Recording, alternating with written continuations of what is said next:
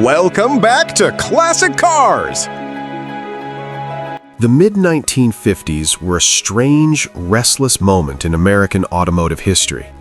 Europe had already defined the idea of the lightweight, nimble sports car, and when General Motors introduced the Chevrolet Corvette in 1953, it was supposed to bring that spirit to the United States. But early Corvettes were crude in execution, underpowered, and perhaps most importantly, uncomfortable for daily use. They looked exotic, but they didn't yet deliver the full experience American buyers expected.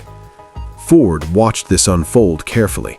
Rather than rushing to build a direct rival, executives, especially Louis Crusoe and George Walker, took a step back and asked a more important question. What did American drivers actually want from a two-seat car? The answer wasn't a European-style sports machine. It was something more relaxed, more refined, and more aligned with American roads, distances, and habits.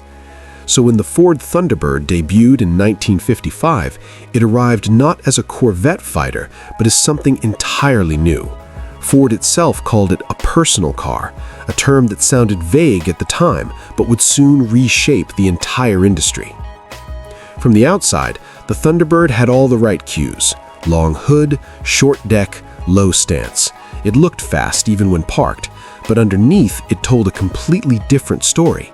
Instead of chasing lightweight purity, it embraced solid construction and a full-size Ford platform philosophy. Instead of a six-cylinder or a modest engine, it came standard with a V8. And crucially, instead of forcing drivers to shift gears manually like a traditional sports car, many Thunderbirds were ordered with automatic transmissions. That one decision alone revealed Ford's real intention. This was not a car for weekend racers. This was a car for people who wanted to feel special every time they drove. Inside, the Thunderbird felt closer to a luxury coupe than a stripped-down roadster.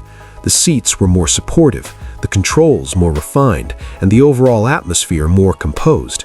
Features like power windows, telescoping steering columns, and removable hardtops made it adaptable in a way the Corvette simply wasn't at the time. You could drive it across states, not just around corners. And people noticed. In its very first year, the Thunderbird dramatically outsold the Corvette. Buyers who might have been curious about sports cars suddenly had an option that didn't ask them to compromise comfort, practicality, or prestige. It was aspirational without being demanding. An owner from that era once summed it up perfectly. It looked like a sports car, but it treated you like a Cadillac. That balance became the Thunderbird's defining trait. It wasn't the fastest car on the road, and it didn't try to be. Instead, it delivered smooth, confident power through its V8 engines, starting with the 292 cubic inch unit and later growing to the more potent 312. Straight-line performance was strong, but more importantly, it was effortless. There was no sense of strain, no need to wring the engine out just to keep up. By 1956 and 1957, Ford refined the formula further. The addition of the famous Continental Kit spare tire gave the car an even more distinctive rear profile. The porthole windows in the removable hardtop added a touch of aviation-inspired style, and subtle improvements in handling, braking, and interior quality made the later cars feel more complete, more polished. But something else was happening beneath the surface. The Thunderbird was quietly drifting away from the very idea of a sports car. It wasn't about lap times or precision. It was about presence, comfort, and the feeling of driving something uniquely tailored to you. In many ways, it predicted the future of American automotive taste better than any car of its time. Ford realized this too. Despite the success of the two-seat Thunderbird, the company made a bold and controversial decision. For 1958, the Thunderbird would grow into a larger four-seat car. Many enthusiasts saw it as a betrayal, but from a business perspective, it was a masterstroke. Ford had discovered a new segment, and it wanted to own it completely. Looking back, the 1955 to 1957 Thunderbird stands as a rare kind of turning point. Not because it dominated the competition in the traditional sense, but because it refused to play by the same rules at all. Where the Corvette represented ambition, the idea that America could build a true sports car, the Thunderbird represented understanding. It recognized that most drivers didn't want to sacrifice comfort for performance. They wanted both, but if forced to choose, they leaned towards refinement. And that insight changed everything. Future American cars would follow this path again and again, blending power with luxury, speed with ease. The personal luxury coupe segment, cars like the later Thunderbirds, Buick Rivieras, and others, can trace their DNA directly back to this moment. In the end, the early Thunderbird didn't just outsell the Corvette, it redefined what success looked like. It didn't compete, it changed the rules. The 1950s in America were not simply about transportation. They were about identity, spectacle, and a kind of industrial theater that played out on every street corner. And few cars captured that better or more completely than the Chevrolet Bel Air. To understand the Bel Air, you have to understand the environment that created it. At General Motors, the idea of annual model changes had evolved into something far more aggressive than simple updates.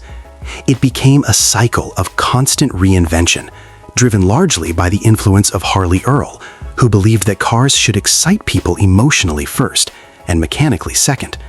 His philosophy was simple. People don't fall in love with engineering diagrams. They fall in love with what they see. So every year, Detroit escalated. 1953, more chrome. 1954, wider grills. 1955, cleaner bodies but sharper details.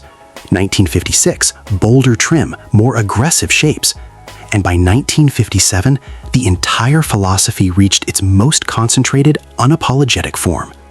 The 1957 Chevrolet Bel Air was not just the peak of the Bel Air line, it was the peak of the entire 1950s design war. Every line, every surface, every reflection seemed intentional, almost theatrical. The tail fins, inspired by jet aircraft, were no longer subtle hints, they were declarations. The gold anodized trim inserts weren't just decoration, they were jewelry. The chrome wasn't restrained, it was layered, stacked, and stretched across the car like armor made of mirrors. Under sunlight, the car didn't just shine, it glittered. And that was the point. An owner from that era once described pulling into a gas station. You didn't just park it, people gathered around it. It was like arriving with a celebrity. But beneath that brilliance, the Bel Air tells a more nuanced story, one that becomes clearer when you look beyond the surface. Mechanically, Chevrolet had already done its most important work earlier in the decade with the introduction of its small block V8 in 1955. By 1957, that engine had evolved into the legendary 283 cubic inch V8, available with fuel injection, a rare and advanced feature at the time. Producing up to 283 horsepower, it achieved the magical 1 horsepower per cubic inch figure that enthusiasts still quote today. On paper, that sounds revolutionary, but in practice, only a small percentage of buyers actually ordered the fuel-injected version. Most Bel Airs left the factory with more conventional carbureted setups, paired with either manual transmissions or the increasingly popular Powerglide automatic. And outside the engine bay, progress slowed. The chassis remained body-on-frame, solid but not particularly advanced. Suspension systems were conventional, tuned more for comfort than precision. Steering lacked the sharpness that would later define performance cars. Braking systems, still relying on drums, required anticipation and patience, especially at higher speeds. In other words, while the car looked like the future, much of its mechanical foundation still belonged to the past. This contrast is what later critics would seize upon. Looking back, historians began to describe the late 1950s as a period where Detroit's priorities had shifted too far towards visual impact. The Bel Air became the perfect case study, a car that symbolized an era when styling cycles moved faster than engineering cycles. One critic summarized it bluntly. They were redesigning the outside every year, but underneath, the changes were evolutionary at best. Owners, when reflecting decades later, often echoed this duality. It was the most exciting car on the street, one former Bel Air driver recalled. But when you really pushed it, you realized it wasn't built for that kind of driving. Another said, you bought it because of how it made you feel, not because of how it handled a corner. And that distinction is important, because the Bel Air was never intended to be a precision instrument. It wasn't built for winding roads or high-speed stability.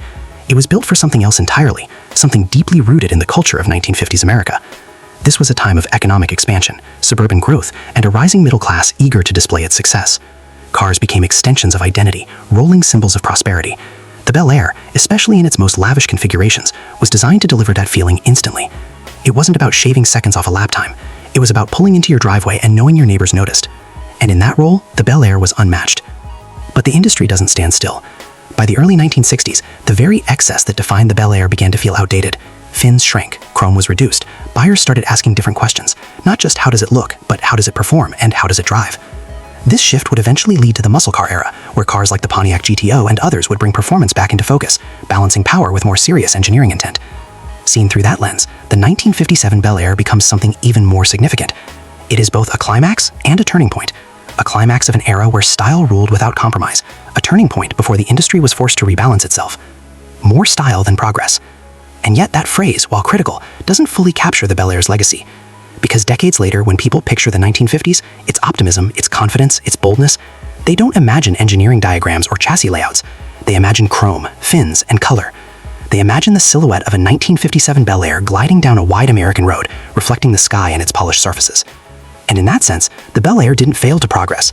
It simply chose a different kind of progress, one measured not in mechanical innovation, but in cultural impact. A machine that proved sometimes the way a car makes you feel can outlast everything happening beneath the sheet metal. By 1959, the American automobile had stopped pretending to be restrained. What had begun earlier in the decade as a gradual escalation of chrome, fins, and visual drama finally reached a kind of breaking point, and no car captured that moment more completely than the Cadillac Series 62. If the 1957 Chevrolet Bel Air represented the peak of stylish optimism, the 1959 Cadillac was something else entirely. It was not just bold, it was excessive in a way that almost felt surreal. It pushed every design trend of the 1950s beyond its logical limit, as if the industry itself was testing how far it could go before something snapped. And visually, nothing defined that better than the tail fins. These were not subtle aerodynamic hints. They were enormous, towering structures, rising dramatically from the rear fenders like the vertical stabilizers of a jet fighter. They weren't just the largest ever fitted to a production car, they were so exaggerated that they became almost architectural. At their tips sat bullet-shaped taillights like glowing red rockets frozen in mid-launch. The inspiration was obvious. This was the late 1950s, the height of the Cold War, the dawn of the space race, the era of satellites and supersonic ambition. Designers at General Motors, still influenced by the earlier vision of Harley Earl, leaned heavily into aviation and aerospace themes. Cars weren't just cars anymore, they were expressions of technological optimism, even if that optimism was mostly visual. An owner from that era once said, "It looked like it could take off if you drove it fast enough." But like many cars of the time, the drama was largely skin deep.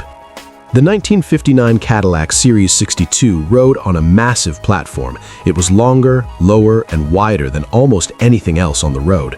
The proportions were stretched to the limit, not because it improved performance or efficiency, but because size itself had become a symbol of prestige. Bigger meant more expensive, longer meant more important, and Cadillac, as the flagship luxury division, had to be the biggest of them all. Underneath, however, the engineering told a more familiar story. The car was powered by a large V8, smooth, quiet, and strong in a straight line, but not particularly advanced in concept. Suspension systems prioritized ride comfort over control, steering was light but vague, brakes, still using drums, struggled with the sheer mass of the vehicle. Driving one was less about precision and more about presence. It floated more than it drove, one longtime owner recalled decades later. You didn't take corners, you guided it through them. And that was exactly the point. This wasn't a car designed for engagement, it was designed for impact.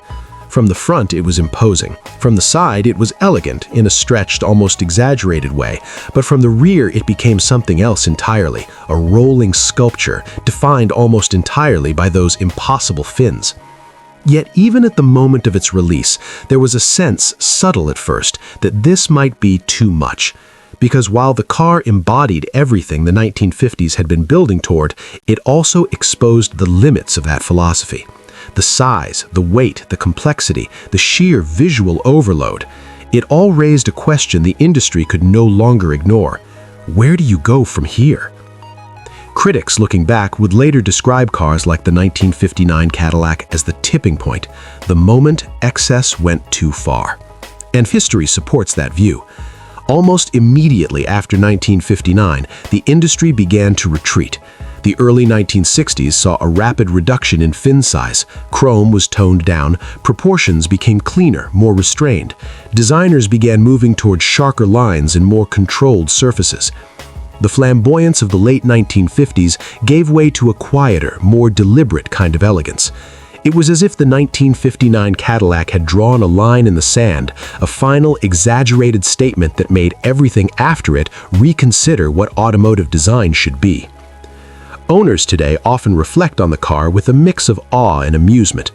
It's ridiculous, a collector admitted, but that's why it's unforgettable.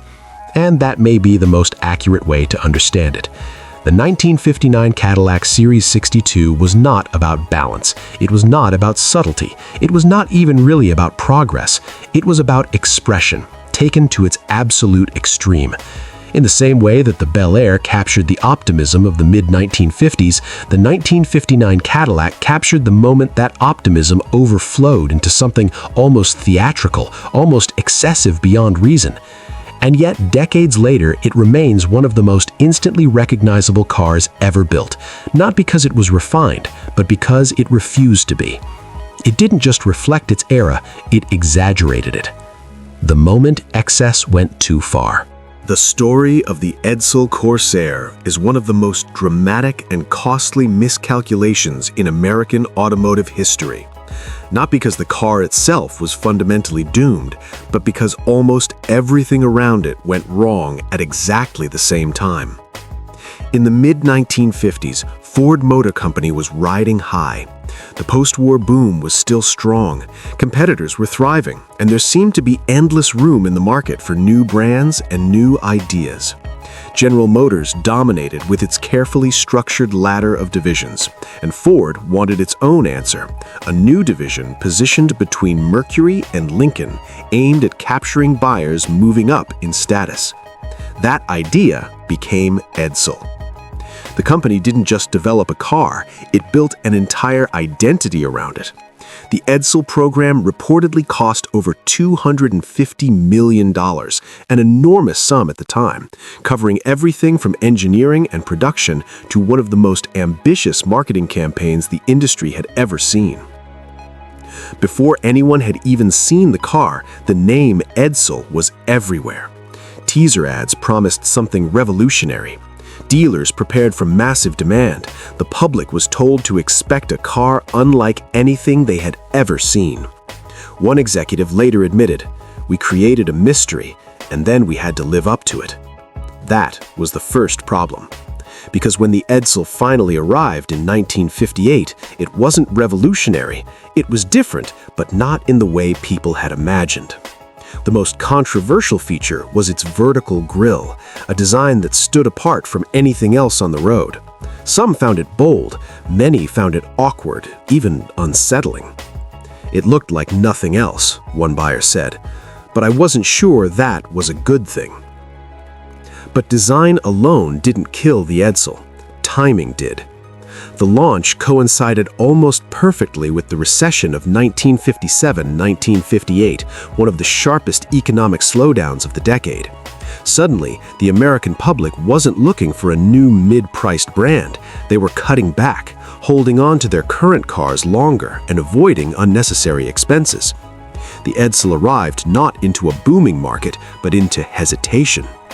And then came the second wave of problems: quality.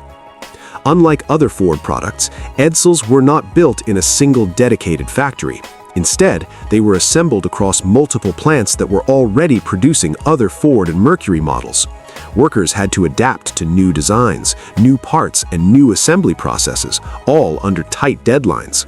The result was inconsistency. Panel gaps didn't line up, trim pieces were misaligned, mechanical issues appeared early in ownership.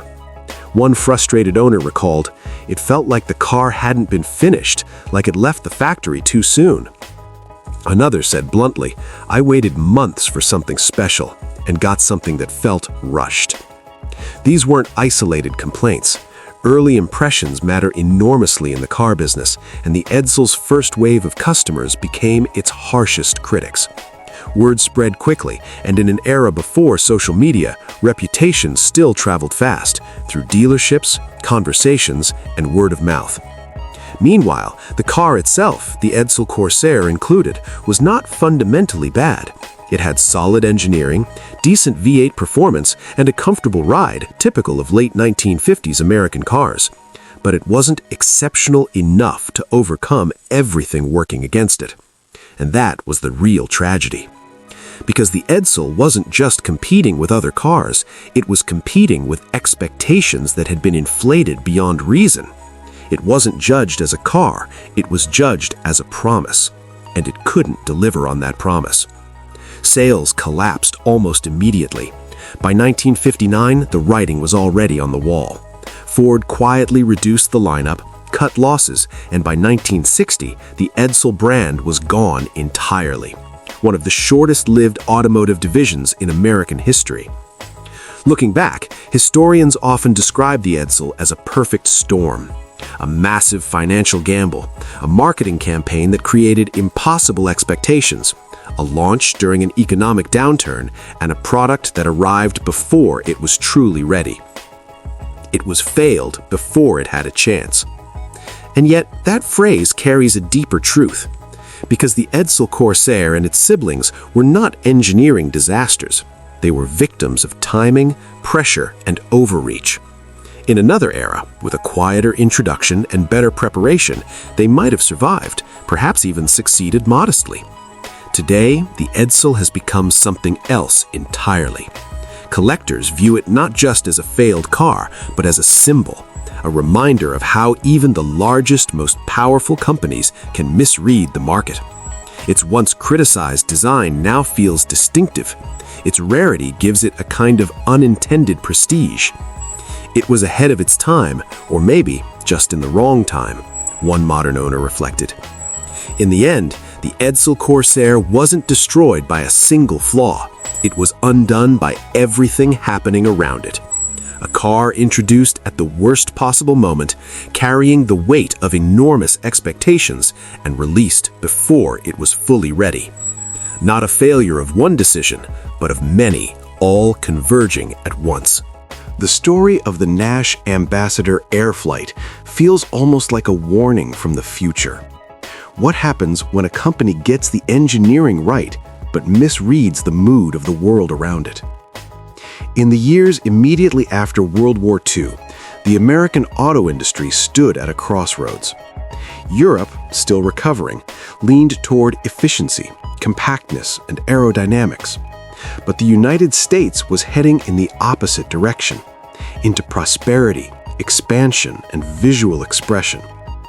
Bigger roads, cheaper fuel, and a booming middle class meant cars didn't need to be efficient. They needed to feel new, bold, and exciting. And yet, Nash Motors chose a different path. While most of Detroit was experimenting with chrome and ornamentation, Nash engineers were quietly doing something far more unusual for the time. They were thinking about air, real air. Not styling cues inspired by airplanes, but actual aerodynamic efficiency, tested and measured. The Airflyte design, introduced in the late 1940s and carried into the early 1950s Ambassador models, was shaped using wind tunnel testing, an incredibly rare practice in the American industry at that time. The result was a car that looked nothing like its competitors. Instead of sharp edges, it had smooth, flowing curves. Instead of exposed fenders, it had fully enclosed wheels. Instead of upright grills and aggressive fronts, it had a rounded, almost seamless nose. From a purely engineering standpoint, it was brilliant. The car cut through the air more cleanly than most American vehicles of its era. It was quieter at speed, more stable on the highway, and more fuel efficient, qualities that would become highly valued decades later. An engineer involved in the project reportedly said, "We were designing for the future, not for fashion." But the future, at that moment, wasn't what buyers wanted.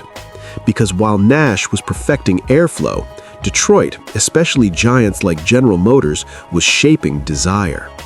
Cars became longer, wider, more decorated. Chrome trim exploded across body panels. Grills became bolder, lines became sharper. The public didn't want subtle efficiency, they wanted visible excitement. And next to those cars, the Airflyte looked different. Some saw it as advanced, many saw it as awkward. Owners often described the reaction they got. People didn't know what to make of it. It looked like it came from another planet. Another recalled, they called it a bathtub, not as a compliment. That nickname, Bathtub Nash, stuck, and it hurt. Because once a car is defined by a joke, it's incredibly difficult to change public perception.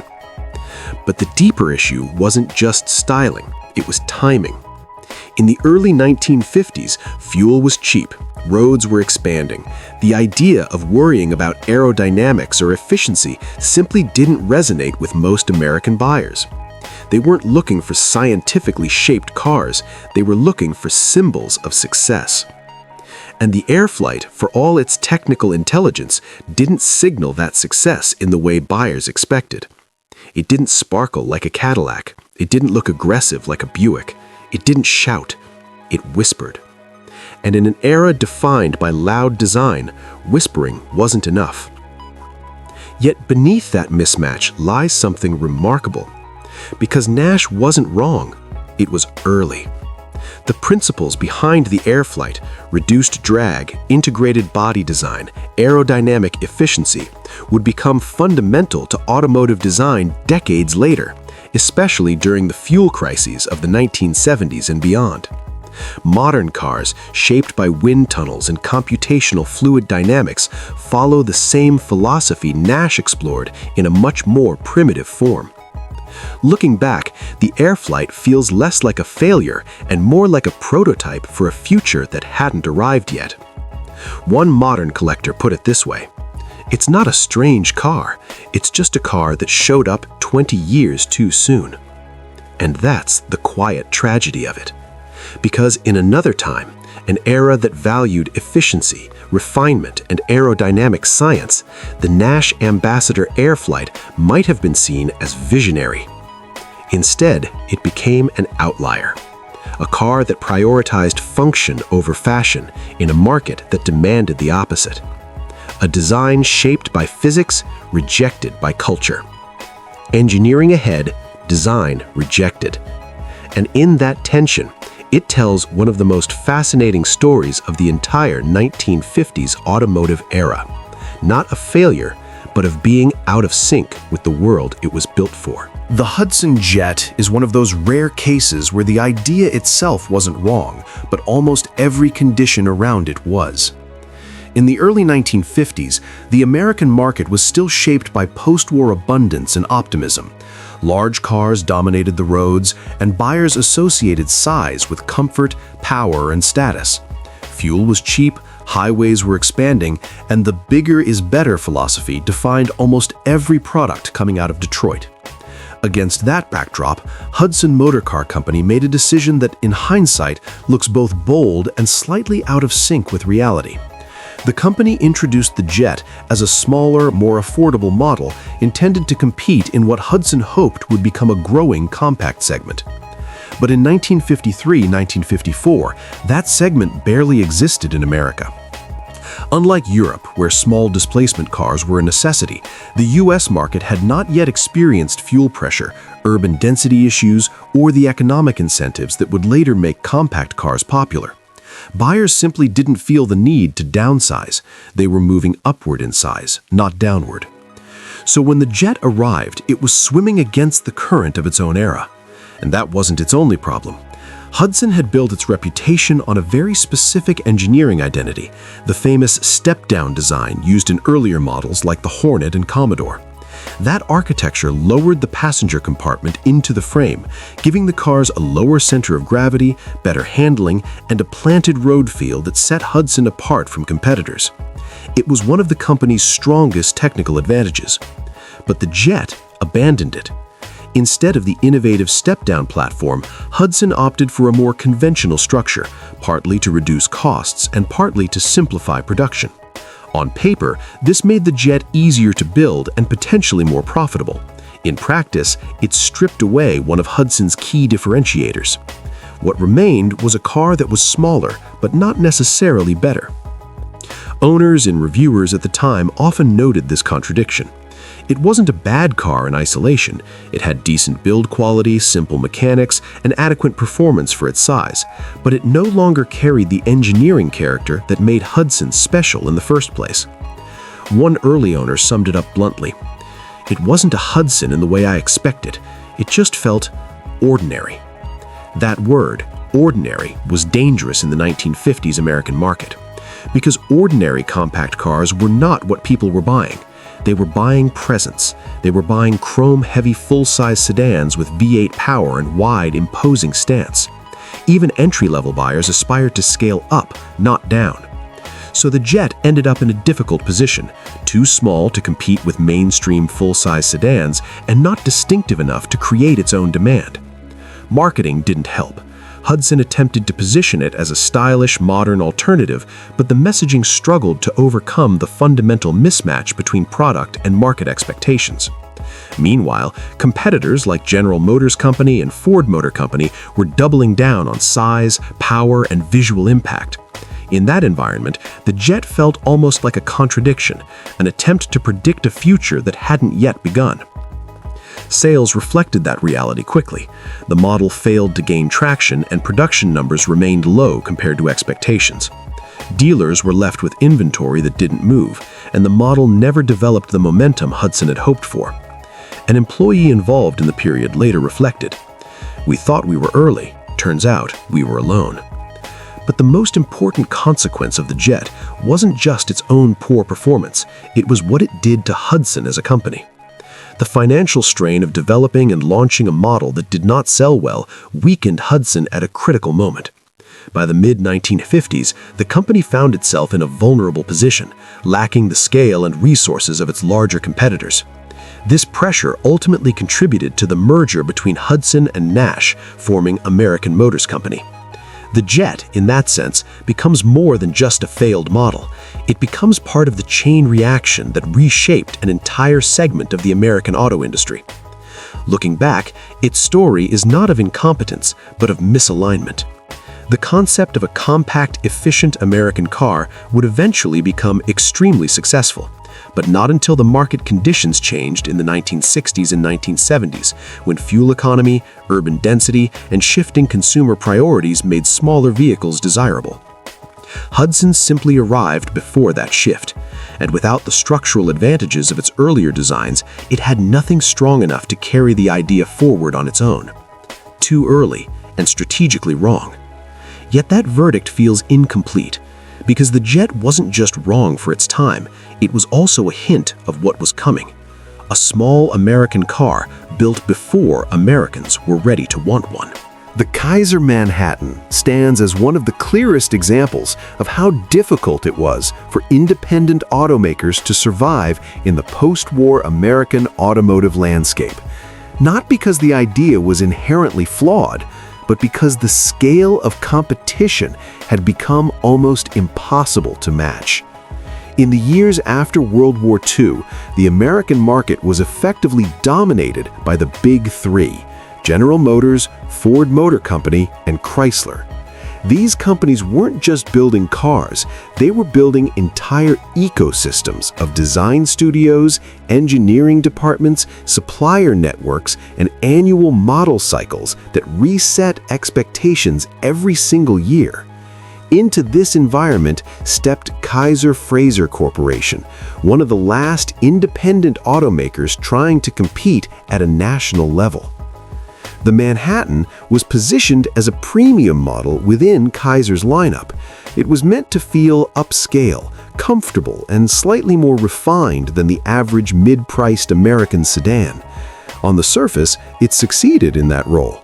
It offered roomy interiors, smooth ride quality, and a sense of solid construction that appealed to buyers who wanted something different from the mainstream giants. But beneath that surface, the problem was not what the Manhattan was, it was what it could not become. Because by the early 1950s, automotive progress in the United States had become relentless.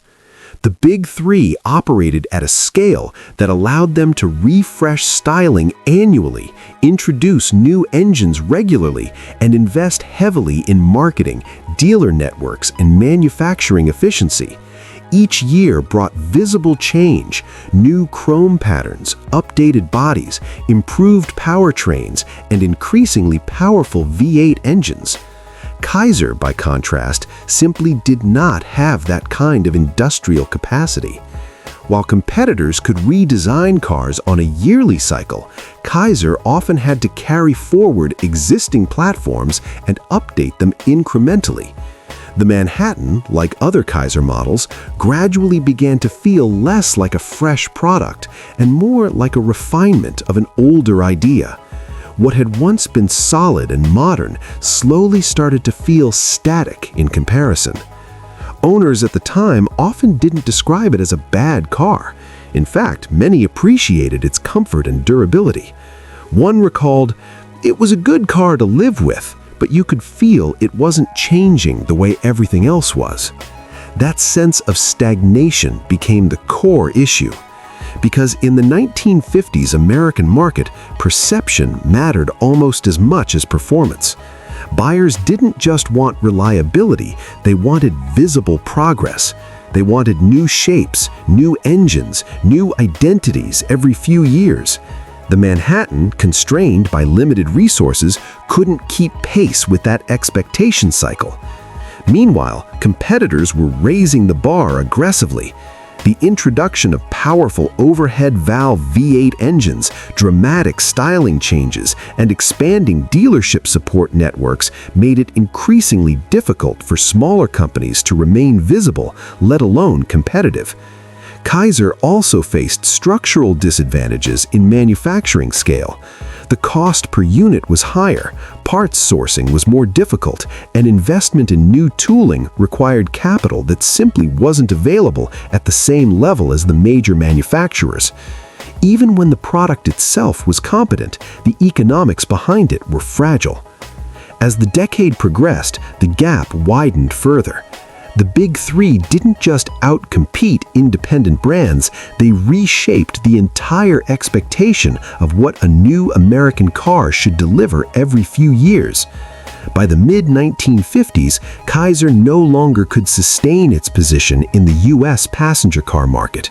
Production wound down, and the company ultimately exited domestic automobile manufacturing, shifting focus elsewhere rather than continuing an uphill struggle against industrial giants.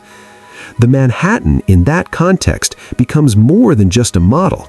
It becomes a snapshot of an industry transition point, a moment when scale became destiny. One former dealer summed it up with brutal simplicity. The car wasn't the problem was everything else around it. And that is the final truth of the Kaiser Manhattan story. It was not a failure of engineering. It was not a failure of design intent. It was a failure of resources in a market where resources determined survival. It couldn't keep up with the giants. And in the 1950s American automotive world, that was often the only verdict that mattered. The Studebaker Commander Starlight Coupe sits in one of the most visually daring chapters of post-war American automotive design. A car that looked like the future for a brief moment and then suddenly felt like it belonged to a different timeline. In the early 1950s, Studebaker Corporation was trying to survive in a market that was accelerating faster than it could comfortably follow. The Big Three, General Motors, Ford Motor Company, and Chrysler, had already established a rhythm of annual redesigns, expanding budgets, and aggressive styling evolution. Studebaker, by contrast, was smaller, more conservative in resources, and forced to take bigger design risks just to stand out. And that is exactly what led to the bullet nose. Introduced in 1950, the design direction behind the Commander Starlight Coupe was led by famed designer Virgil Exner, who would later go on to shape Chrysler's dramatic styling revolution. At Studebaker, his influence produced one of the most unusual front-end designs of the era, a central chrome nose protruding forward like a jet intake or aircraft fuselage cone. At the time, it was meant to feel futuristic. Aviation and jet-age imagery were everywhere in American culture. Military aircraft, early jets, and the growing fascination with speed and space-age technology. Cars were being asked to reflect that optimism, and Studebaker leaned into it more aggressively than most. The result was the bullet-nosed Studebaker, a front end that looked like it had been shaped by airflow itself, even though its function was purely aesthetic. When it debuted, it attracted attention immediately. Some buyers saw it as daring, even advanced. It looked like nothing else on the road, one early owner said, like it was designed tomorrow instead of today. But automotive fashion in the 1950s moved quickly and unforgivingly. What looked bold in 1950 began to feel strange within just a few years, as other manufacturers shifted towards wider grilles, more horizontal emphasis, and increasing chrome complexity. The Studebaker's central nose started to look visually isolated, almost awkward compared to emerging trends. And that is where the real problem began. Studebaker did not have the financial strength of larger competitors. Companies like General Motors could afford constant redesigns, mid-cycle refreshes, and entirely new styling themes every few years. Studebaker could not. Once a design was launched, it often had to carry the company for longer than ideal. So while competitors evolved rapidly, the Commander Starlight Coupe stayed visually anchored to its original concept. At first, that gave it identity, but over time, it became a liability. Owners began to notice the shift in perception. In 1950, it looked like the future, one recalled. By 1953, it looked like a mistake nobody wanted to fix.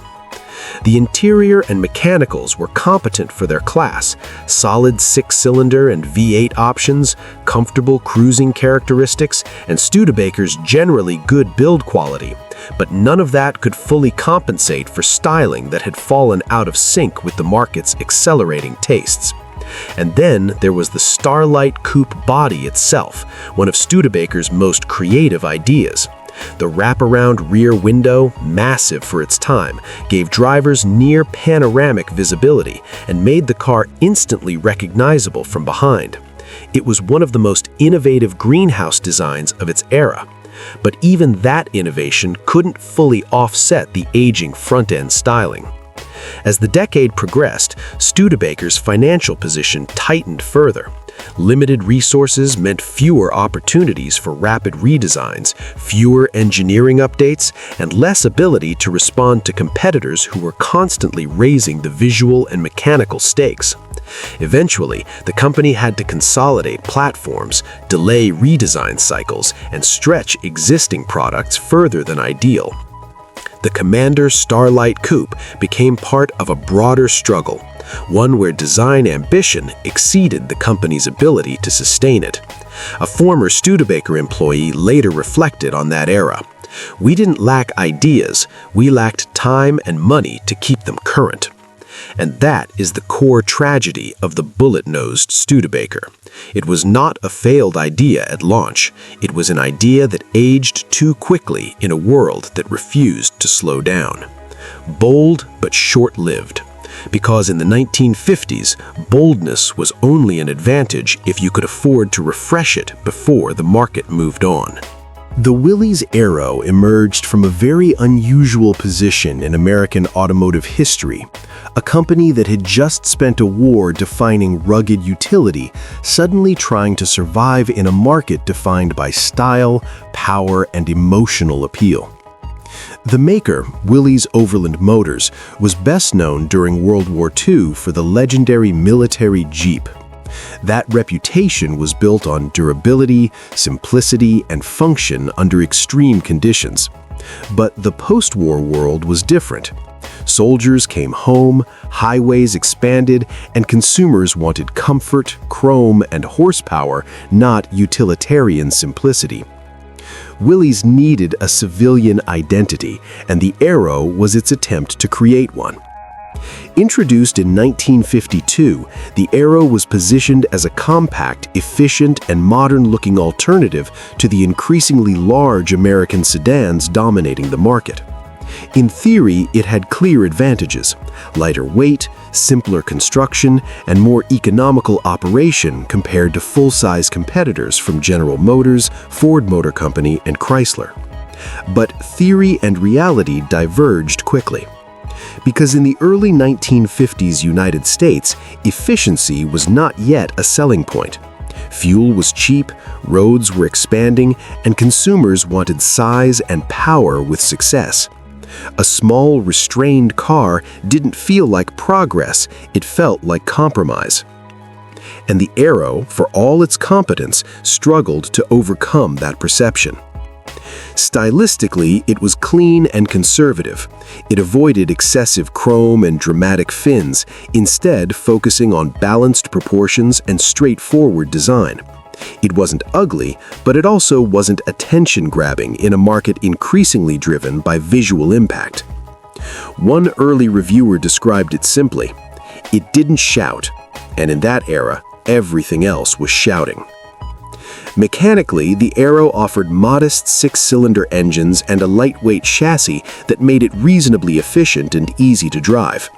It was not underpowered for its size, but it lacked the strong performance identity that buyers increasingly expected even from mid-priced cars. Because by this point, even economy-minded American buyers were being exposed to V8 performance, automatic transmissions, and increasingly luxurious interiors across the industry. A car that was merely adequate struggled to stand out. And that was the core issue. The Aero never developed a strong emotional identity.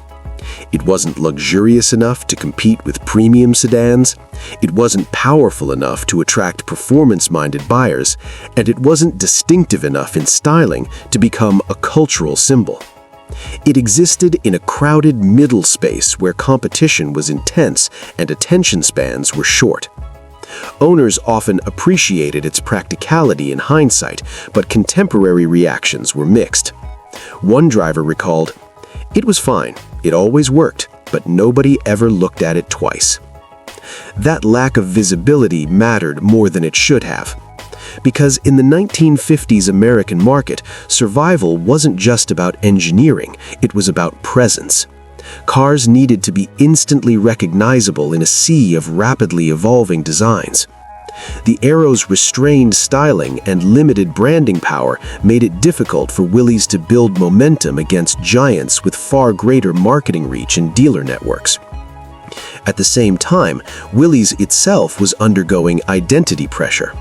The company's strongest asset was still its Jeep heritage, which pulled attention towards utility vehicles rather than passenger cars. This made it harder for the Aero to establish itself as a flagship product with a clear purpose. Without strong differentiation, the model gradually lost relevance. Sales declined as the decade progressed, and Willys eventually shifted away from attempting to compete directly in mainstream passenger car segments.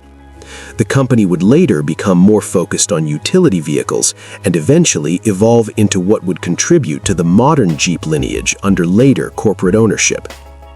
The Aero quietly disappeared from the market by the mid-1950s, not in a dramatic failure, but in a gradual fade, an outcome often more common in automotive history than sudden collapse. Looking back, his story is remarkably consistent. A competent design, a rational engineering approach, a misaligned market position, and a lack of identity strong enough to survive intense competition.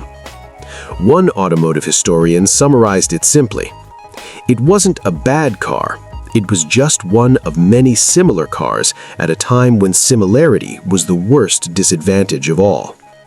And that is the final truth of the Willys Aero. It didn't fail because it was wrong.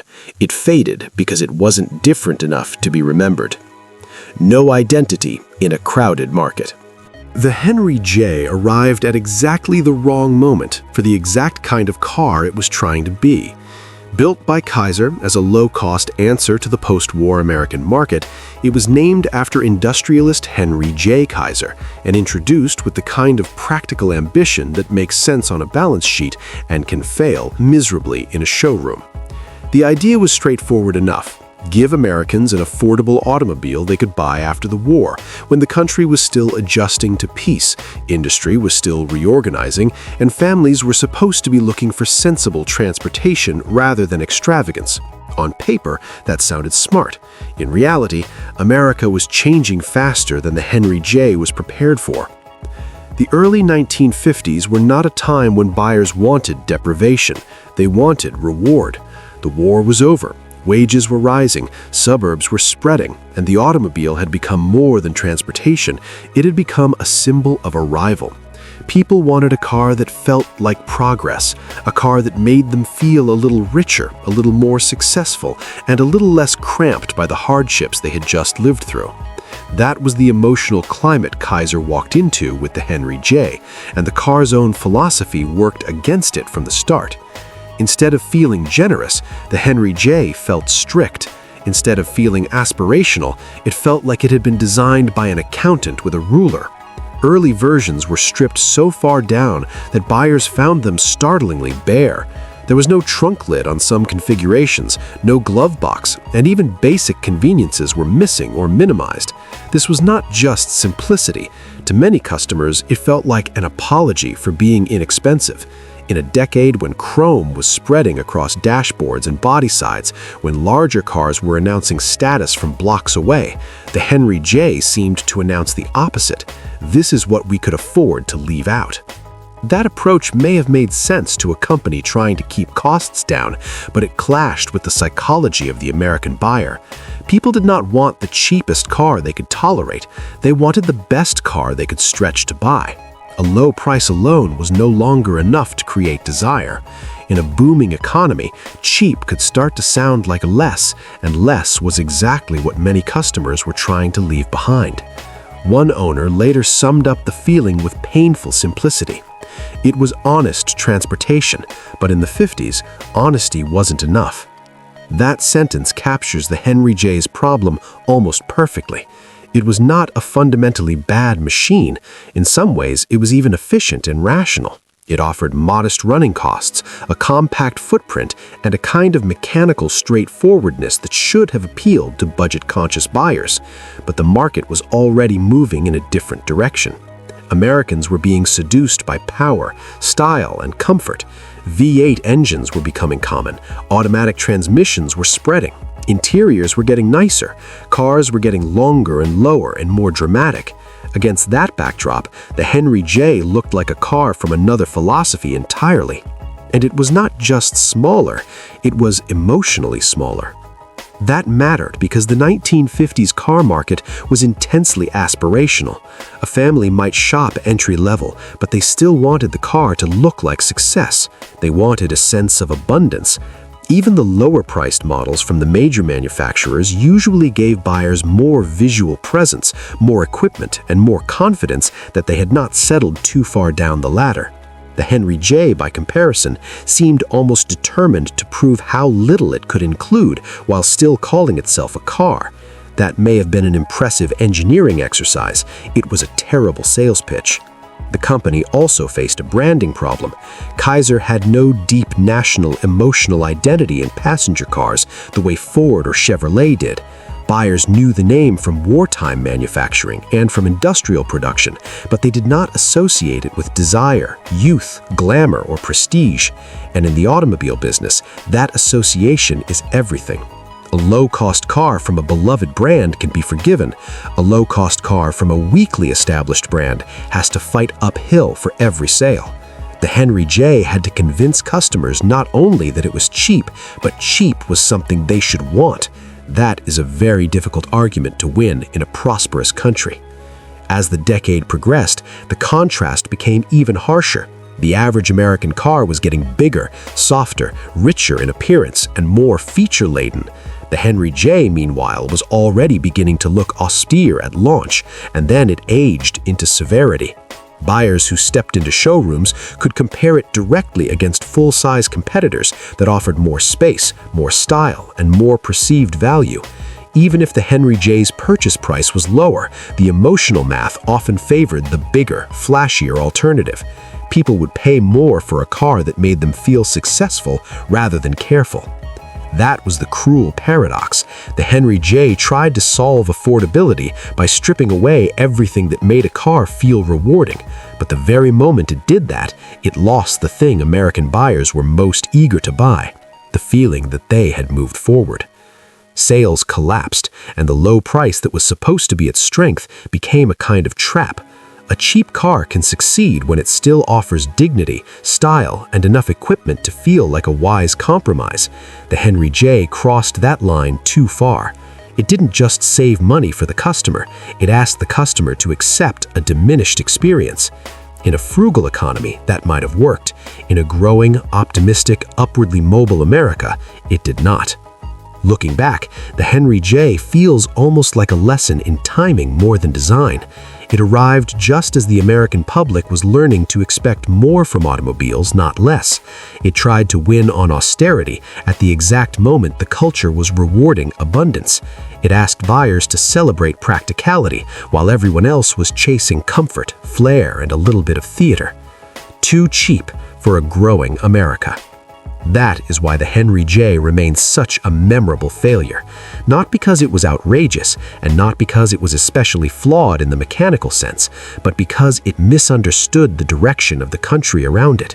It was built for restraint in a decade of excess, for simplicity in a decade of aspiration, for thrift in a decade when people wanted to feel that the hard years were finally behind them. It was not merely a cheap car, it was a car that mistook cheapness for appeal. And in 1950s America, that was a mistake the market did not forgive.